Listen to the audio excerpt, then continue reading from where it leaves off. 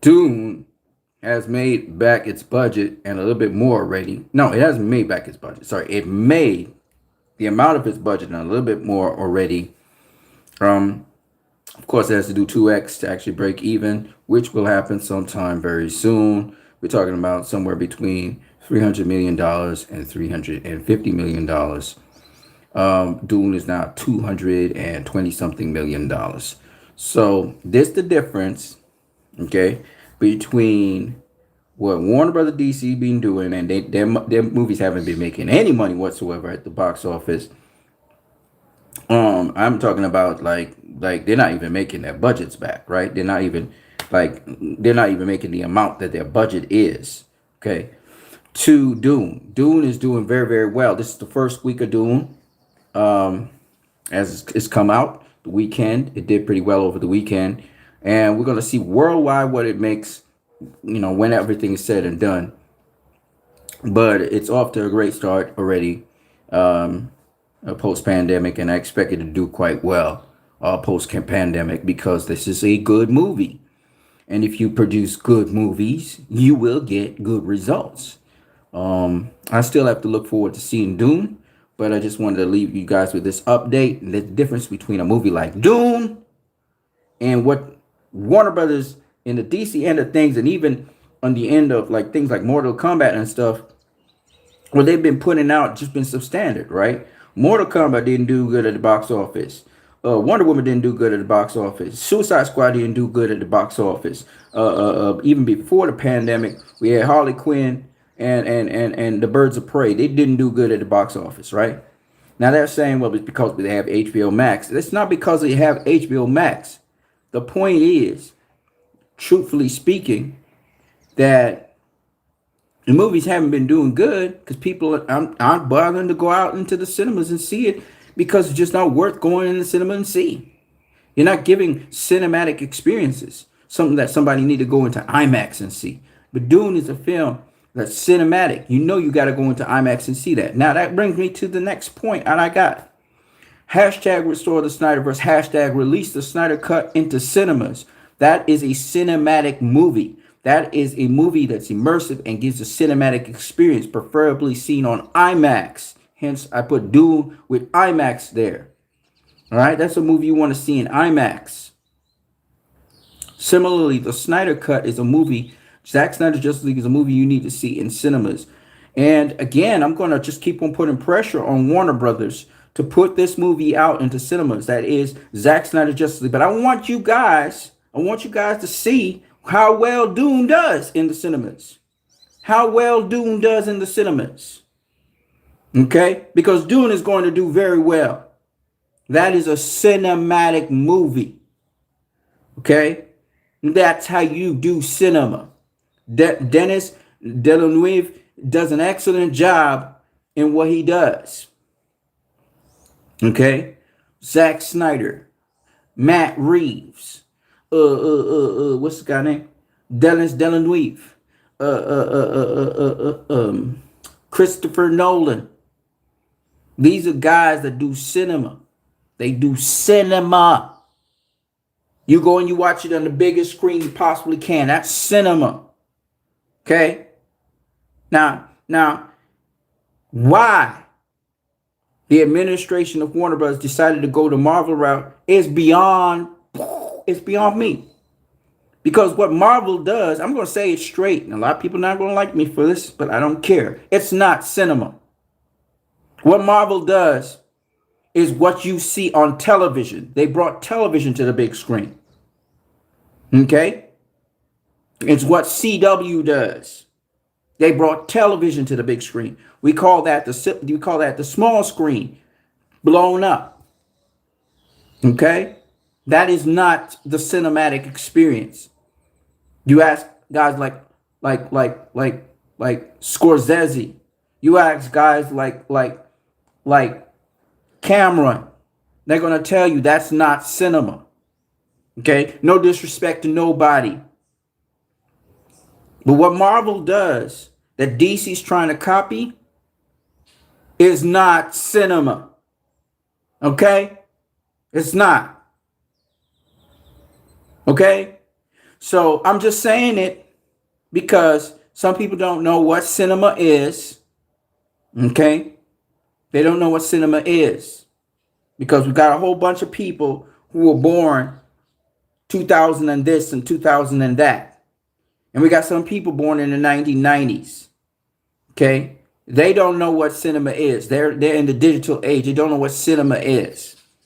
They do not know what a cinematic experience is. Okay? Dune's a cinematic movie. Okay? What Matt Reeves is going to produce, The Batman, is going to be a cinematic movie. I want you to understand, cinematic movies are to be put on the biggest possible screen possible. And when you put them on the biggest possible screen possible, they look impressive. They look beautiful. Okay? There's nothing cheap about the cinematic experience. You look at stuff and it's not looking cheap. Okay? It's not television. Now, back in the day, there used to be certain TV shows which were somewhat cinematic in the way how they were shot because of the millimeter film that was shot on. You could put them on the biggest possible screen, they're still going to look cinematic. But those days are long since gone. Okay? All right, so when we talk television, that's one level of how people, do productions. But then when you talk film and cinema, it's a whole other level of production that you usually use. But to cut course, Marvel went with a TV approach to cinema. That's why Martin Scorsese said, that's not cinema. It's not cinema. Okay? But it's put on big screens because people love comic book characters and they loved what Marvel was doing and this new thing that they were doing, which is new. Marvel has done something new. Okay? Disney Marvel did something new. No disrespect to them. I can roll with the new stuff and the old stuff, but I'm just making a discrepancy. I'm making a clear definition that what they're doing, what they did at Marvel, is not cinema. I'm just letting you guys know that. Okay? Dune's a cinematic movie, and you're gonna see a totally different response to Dune because I want to see Dune. I know if I want to see Dune, I know a lot of Snyder Cut fan people are gonna go and watch Dune, and that was supposed to be, according to certain people, a niche movie that was not supposed to do so well, and it's going to do better than it already has done better than every single DC film since the pandemic and even before it. It also has done better than certain comic book movies that Warner Brothers has put out. The only successful comic book, adaptation thing that Warner Brothers put out was by Legendary Pictures, and it was Godzilla vs. Kong. Again, very cinematic looking. Legendary has now put out Dune, and Dune is doing exceptionally well globally, and it's going to continue to do very well globally because guess what? It's a cinematic experience. It's a cinematic. You want to see that thing on the biggest screen, so you go out there and you see it. But what DC has been doing of late is not cinema. Hence, people are cool just sitting down watching it on any screen. Wonder Woman 84, The Suicide Squad, because guess what? No disrespect to James Gunn, but James Gunn doesn't do cinema. James Gunn doesn't do cinema. He's a Marvel director. Why do you think Patty Jenkins was so cool with Wonder Woman 84? Because she don't really do cinema. Even though she did a great cinematic movie in Monster, right? She don't really do cinema. She's more in television. She's now doing some cinema movies. Star Wars is cinematic. As much as y'all will critique J.J. Abrams, and as much as you will critique the other guy who didn't know what he was doing, it looked cinematic. It looked cinematic. It may not have the cinematic storyline, but it looked cinematic. Okay? So you got to understand the difference. Cinema has to be seen on the biggest possible screen. This is why I'm going to say it again. Shout out to Picashades. Picashades said, I saw Dune in theaters and HBO Max only became available to my region today. Oh, that's cool. I don't care. I mean, I'm going to go see that in cinema. I got to go see Dune in cinema. I'm gonna check out. I'm gonna pass by. Maybe I should pass down that side and see what's going on in the cinema because yeah, I need to see Dune. I don't have money to see Dune right now though. Yeah, so cinematic experience. Smash that like button if you're here and you're listening to what I'm saying and you like what I'm saying. Don't forget to smash the like button, people. You know what I'm saying? It's just a courtesy because this is business. But as I'm saying again, and I'm gonna keep on saying it again and again, cinema is something you got to see on the biggest possible screen. Zack Snyder's Justice League needs to get into cinemas, must be seen in cinemas. And so I'm going to press Warner Brothers. I'm also going to talk to David Zaslav and Discovery and say, please bring back the cinematic experience of Justice League. Bring back the grandeur. Let us have access to it in cinemas globally. I'm pressing David Zaslav because David Zaslav's the one that said, you know, the DC franchise is carried by Superman, Batman, and Wonder Woman. Guess what Justice League is? It's a Superman, Batman, and Wonder Woman film. Right? Those are the major characters that you want to have your emphasis on and then stream off into the single characters, whether it's Blue Beetle, Black Adam, or whatever. What did Warner Brothers do wrong? They took the biggest franchise thing that's out there, which was Justice League, and they screwed it up. They screwed it up. Then they tried to go into the singular things like Aquaman and Wonder Woman and so on. And I'm going to say this abundantly clear again, make it abundantly clear to everybody, and I'm out of here. Nothing is wrong with humor. I enjoy humor just like the next person, okay? But when you are trying your best to imitate another system, being Marvel, as a DC franchise, you're trying to imitate Marvel. Hey, by the way, shout out to, what is it, the Eternals, I think they're called. I can't remember what they're called. You guys know what I'm talking about, that Marvel movie. Shout out to the director of that movie. As much as it's being critically bashed, it is doing well in cinemas as well and will continue to do well in cinemas because guess what? Even though it don't look that cinematic to me, guess what? They patent that movie, obviously, after Zack Snyder's Justice League or after what Zack Snyder was doing. She's obviously a fan of Zack Snyder as well as a fan of many other people and many other directors. And shout out to her on an excellent job that she did. That's a Marvel movie I'd watch. I'd also watch Black Panther, as everybody knows, and Captain America, the First Avenger. Obviously, I would watch those. And Captain America, the First Avenger was a cinematic experience. So for me, you're not going to get my old wrinkly butt out of my house, especially in this pandemic, especially with all the risks that are around, especially with all the problems around. You're not going to get me out of my house, and you want to get me out of the house, because if you get me out of the house, you know you're getting everybody else out of the house. So if I'm eager and excited to see Dune, as I am, and I'm eager and excited to get out of my house, go into a cinema and watch it, whether there's HBO Max there or not, guess what? You got a hit on your hands. Because I'm an old guy. I am entrenched in my ways.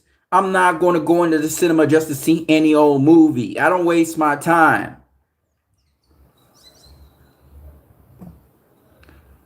Shout out to Picashades who said, when played as Deathstroke in recording gameplay footage for my Injustice game review, I recognize the charm and charismatic humor Deathstroke uses as an old man in a profession where men die young. Exactly.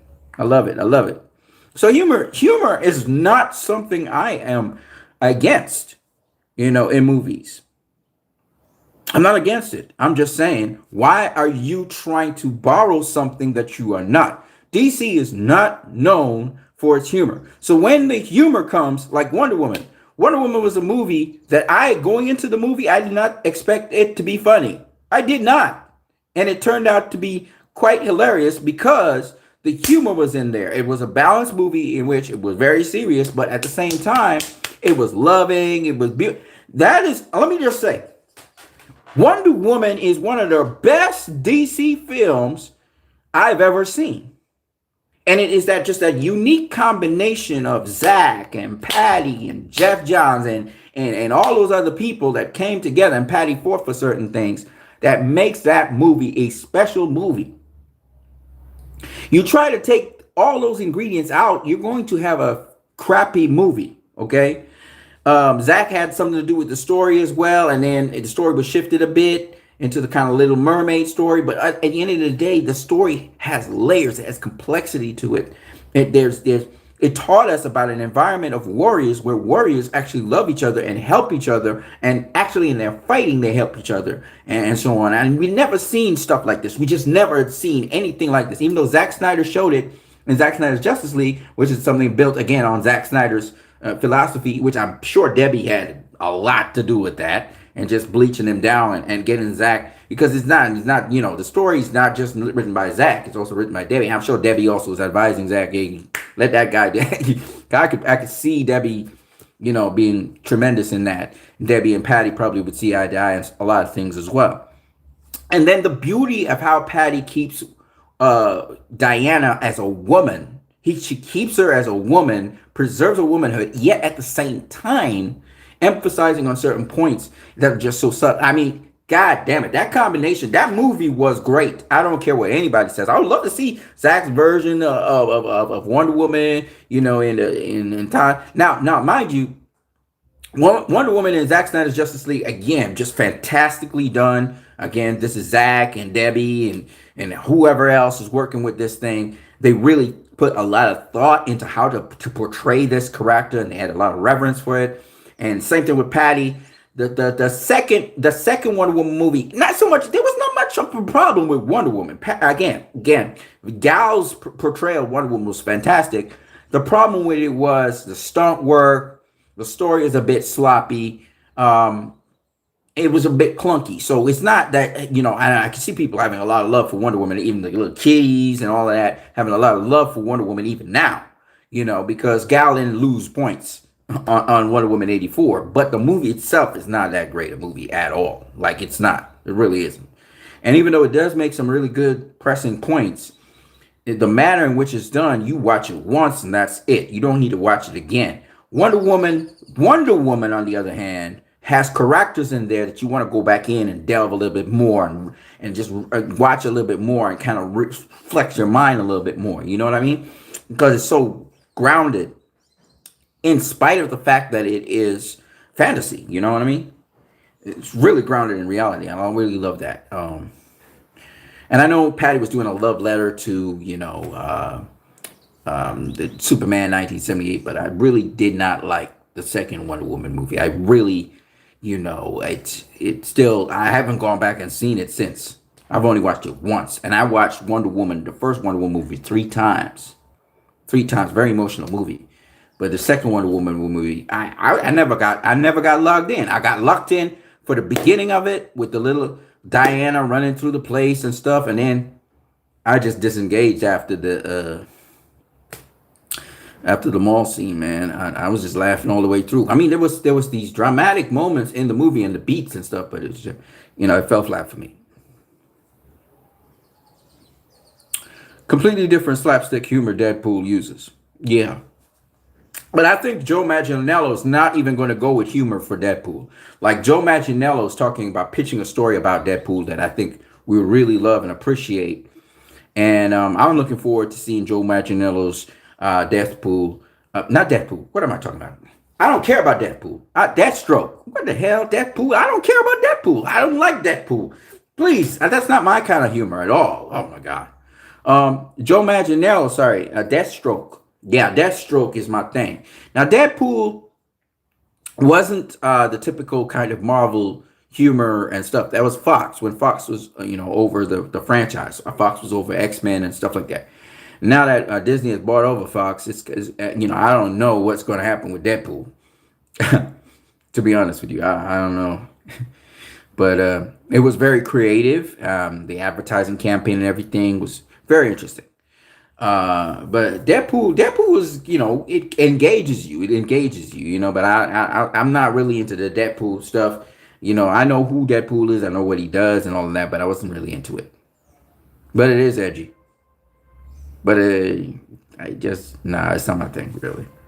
But that's just my taste. That's my personal taste. Dune. Guys, if you've seen Dune, I know some people wrote some reviews and stuff on Dune. I haven't really tuned into anything that has to do with Dune. I want to go see it in the cinema, have a cinematic experience. It's doing well at the box office. Well, at least it's moving towards that direction. Once it makes its money back and it starts making profit, we're going to talk about that as well. If it doesn't do that, well, so be it. But I do believe it will. And when it does happen, we will talk a little bit more about that. I am Christ, I am disciple. I gotta leave you guys with a little piece of scripture because I'm a scripture guy. All right. This comes from Ecclesiastes chapter 11. It says this. It says, give generously of your gifts, for your gifts will return to you later. Divide your gifts among many, for you do not know what risks lie ahead. All right, let's break it down. Real simple. Giving is better than receiving. I know that's hard for people to understand because you wonder, how am I going to give and I ain't got nothing, right? You always have something to give, whether it's a word, whether it's a phrase, whether it's support, whether it's emotional support. You always have something to give once you're alive. So give it. A gift can be a simple thing as a smile. Give it. All right. And it will come back to you later because of yin and yang, reciprocity, blah, blah, blah, blah, all kinds of different philosophies. You can put it together. That's just the way it is. It's nature. It doesn't matter your philosophy of life, right? Divide your gifts among many. So try your best to share yourself with as many people as possible. Basically, this is saying, for you do not know what risk lie ahead. And this is very interesting because by you sharing yourself with other people and the gifts that you have, and I want to talk to you guys about my music. That is something that I'm gifted with. I enjoy sharing it. You guys can donate to it. You can go onto SoundClick, check out Christ I Am Disciple, my namesake, type it in, and you can listen to any of the songs. They're all complete. You can listen to anything that I have there. There is a download button. You can download certain songs by putting a donation towards it. And you can get a download. Or what you can do is you can download albums, again, put whatever money you want to donate to it. So that's how I'm going to kind of move forward from here on in. Some of my videos will be on YouTube. Some of my videos, it's always free to listen to. So it's free to listen to. If you want to download it and keep it as one of the samples of your own, once it's downloadable, because some of them are not downloadable. Once it's downloadable, feel free, download it. It's Creative Commons, which means you guys can take the music, you can take the songs, you can do variations of the songs. I did not keep anybody back by saying this is my property, my stuff. You can't, do your version of my music and sell it or whatever you want to do. Listen, I'm here to share myself with the world.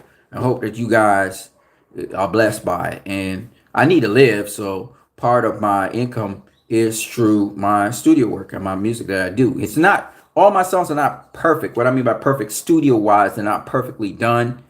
But there's so many different concepts and I approach it from so many different angles that I really like to appreciate you guys checking that stuff out. But I got to make a living somehow, some way. So that's one of the ways that I do go about doing it, besides doing business online, selling and buying and doing the streaming stuff. Hey, so obviously I'm sharing myself with you guys. And why does it decrease risk? Because the more people you share yourself with, the more you open up to more people, is the more people you form relationships with. And what people don't know is there's always somebody out there who can help you with your situation. okay, as you help someone else out there with their situation. The currency in this world, and always remember this, people, because there'll come a time where machines will supersede what we do, and they will try to replace machines with us, and we'll have nothing left to do. And I want you guys to remember this, because some of you are going to die of depression and all kinds of things. I want you guys to remember that the currency that we have in this world today is humanity. That is the real currency. Because some human always has something that another human needs. And some human has the needs for that other person, and so on and so on. So remember that. That's what I'm going to leave you guys with. We're still so far apart. Pick a shades. I really love you, man. I'm saying this, no homo intended. I love you, brother. And we need to vibe. We need to collaborate. We need to work together. The one thing I loved about the Snyder Cut movement is I saw people talking to each other online and even getting and associating with each other online. And this was a beautiful thing, even though we have some cliques and all this kind of crazy stuff that's going on in there. I see you guys fighting for a cause, which is a beautiful cause, which is in respect of a director and respecting the director and wanting that director to get the due respect he deserves. And I think this is a beautiful thing that you guys have been doing out there. And much love to Zack Snyder as well. I know that he's lost his daughter and it's been many years, but it's not easy to, really recover from those things. Shout out to Pick a Shades. I don't really care what people's belief systems is. Work together, people. And we will learn from each other. And there are certain things which are true, which will always remain true. And that's what I try to tell people all the time. I'd like to get more feedback on the videos I've been making lately. Okay, cool. I'm gonna support you, bro. Don't worry about that. Comments could help them recognize in the YouTube algorithm. Yeah, man. So you put in so many hours and so much of your time making these videos, bro. You should be compensated big time. By the way, does YouTube do they compensate you for all this work? Do you get paid? Because that's another thing you need to consider, and so that when you put in your hours, you should be able to get back from that. And you do such exhaustive, very in-depth videos that I really think you should be compensated for that. So I just wanted to say that to my dude, Pick a Shades. And I know you are recognized on Twitter and stuff, but we need to also make this a currency of helping one another in a significant way. And I have to get to that much better. I need to get more views to get compensated. Okay, but you have enough subs. You have enough subs. The minimum amount of subs you're supposed to have is 1,000. You have that? I think I have all the minimum requirement of subs. But the problem is I'm in the wrong region of the world. And I'm not going to lie and put that I'm in the US. I'm not going to do that. So I got a little issue there with that. So I have to, I tell people, that's all you have? 77 subscribers? Okay, bro, we're going to do something about that. Okay, so, all right. I need to run a campaign to help you. That's what I need to do. All right, so we will talk about, man, the problem with it is there's different people I wouldn't even want to help, but I just haven't gotten around to it because I've been busy, doing my own thing. But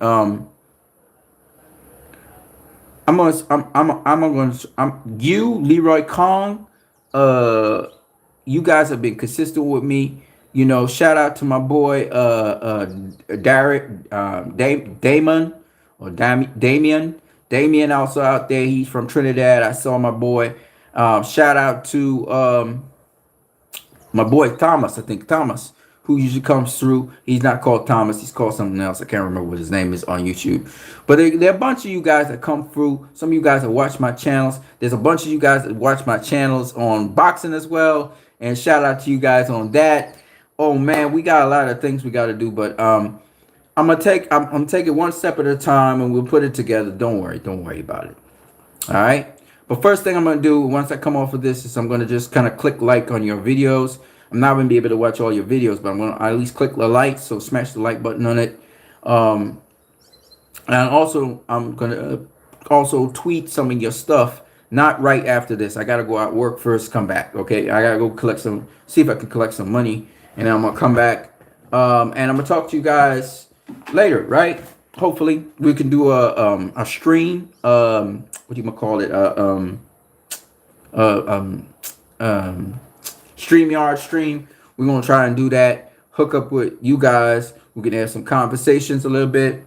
It was so nice when we were on the verge of watching the Snyder Cut. We were so excited about that. I want to get that excitement back.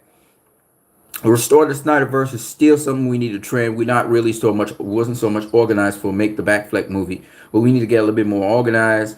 And we need to link up with everybody in the community, at least see who all the players are. The different players have different agendas, but we need to see all the players are, and then we need to um, work together with as many of them as possible. We need to do that as a group. We have to find a way to do that. So we can't stay fractionated. We cannot stay that just does not work. We have to learn to work with everybody. It's a hard thing to do, but if you've been a family, and we are a family, if you have a family, some family members are difficult, you have to learn to work along with them. Maybe you don't spend as much time with them as you would some other members who you work along with better, but you should always work along with everybody. So, having said all of that, Dune. If you have seen Dune, don't tell me nothing about it because I don't want to know. And also, I'm going into cinema to see it. I'm excited about it. I hope a whole bunch of other people go to see Dune. I just had to talk about this because the box office is doing pretty good. I'm gonna catch you guys later. I am Christ. I am Disciple. I have another channel called What You Need. There's a thing blowing bread or something outside, just making a lot of noise. I'm sorry about that, but that is what it is. I'm gonna catch you guys later. Love you guys. Peace.